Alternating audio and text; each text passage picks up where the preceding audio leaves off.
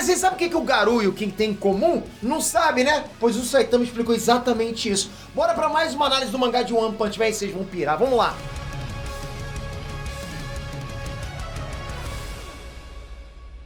René Trunks, Peter aqui. Galera, e que capítulo cachaca grossa. Saitama mitou? Mitou. Mas sabe quem também imitou? O Garou.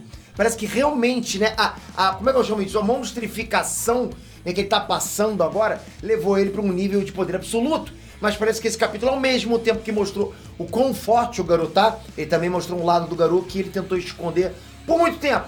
Mas o Saitama já percebeu, né? Falta de cabelo deve fazer ele pensar mais rápido. E que lado foi esse? Esse aqui, ó. Não! Manda um like que eu vou explicar pra vocês. Bom demais poder falar de One Punch Man. Cara, pensando como esse hype não baixa, né?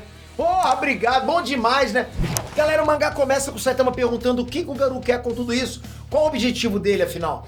Se ele tava atacando heróis até aquele momento, sabe? Porque ele ajudou os heróis na luta contra os executivos da Associação de Monstros. Ele matou o Esperma Platinado. Matou a Centopeia Eremita junto com o Metal Bat. Salvou o helicóptero de resgate. Então, qual era realmente o objetivo do Garou?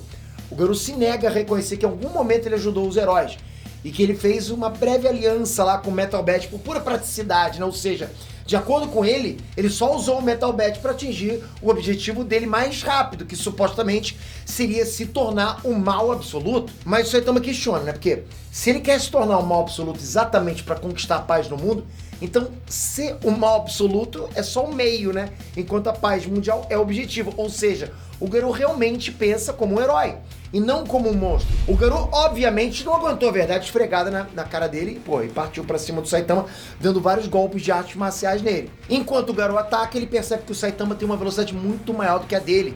Só que as técnicas de luta do Saitama são amadoras, ele percebe isso. E dessa forma ele consegue prever todos os movimentos do Saitama.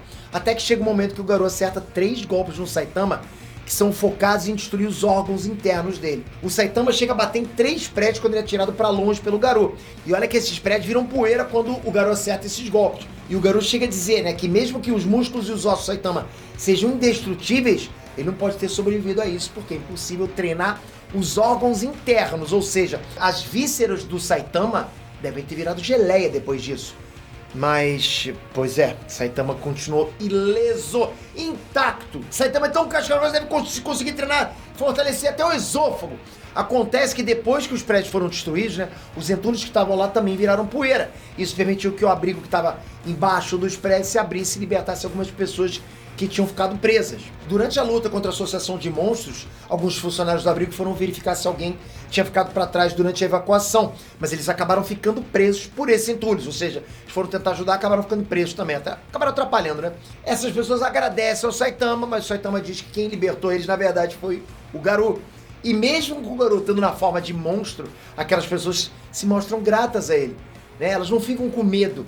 E isso pro Garou é péssimo, porque ele quer que as pessoas fiquem com medo dele. Aí o Saitama continua debochando do Garou, dizendo que ser herói pra ele não é uma escolha, é praticamente um talento. Porra, aí como é que você acha que vai ficar o Garou com isso, né? É claro que o Garou fica pistola e continua atacando o Saitama. A gente falou, acontece.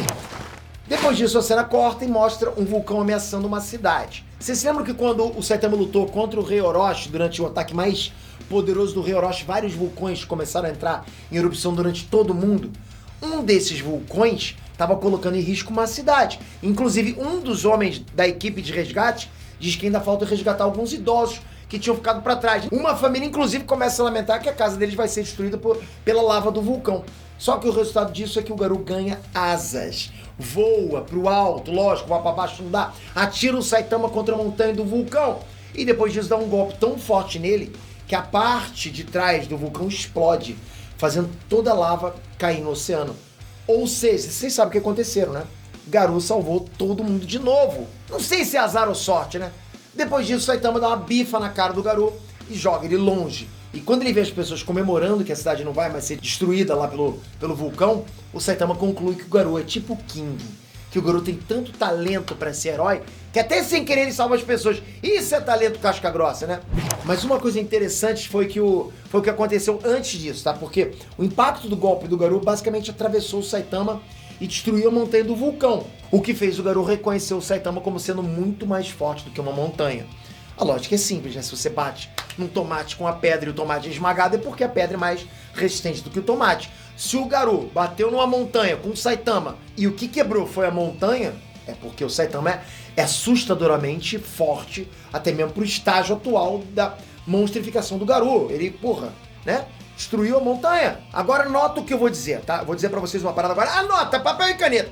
Eu aposto que o Garou vai ter mais transformações. Porque essa forma do Garou com asas, quando apareceu no webcomic, nem chegou a lutar. O Garou desmaiou antes e perdeu a forma monstro, tá? Mas o mangá adiantou as transformações pra dar mais cenas de luta. E por falar nisso, que cenas de luta fantásticas. Como é bom ver isso, cara. A impressão que eu tenho é que realmente o Murata tá desenhando essas lutas pensando em como isso vai ficar quando virar animação. Porque elas estão muito bem feitas. E se tão bem feitas agora, imagina depois, é ou não é? O que você acha que vai ser esse confronto final? Comenta tudo aqui embaixo, manda ver os seus comentários. Quer que continue, não continue? Bota mais teoria de Saitama, vocês são mil chefes, né? E se inscreve aqui no canal, hein? Toca aqui agora nesta redoma maravilhosa, tá bem aqui, ó, vocês que não estão vendo? Tô vendo aqui, ó, tô vendo, toca aqui agora, ativa o sininho, galera, é importante pra você ficar sempre ativado no que tá acontecendo. Você não tá ligado em tudo que tá acontecendo em outros canais, aqui tá. Porra, não tem conversa, tamo junto sempre, obrigado de coração, você é fera pra caramba, hein? Valeu, galera, fui!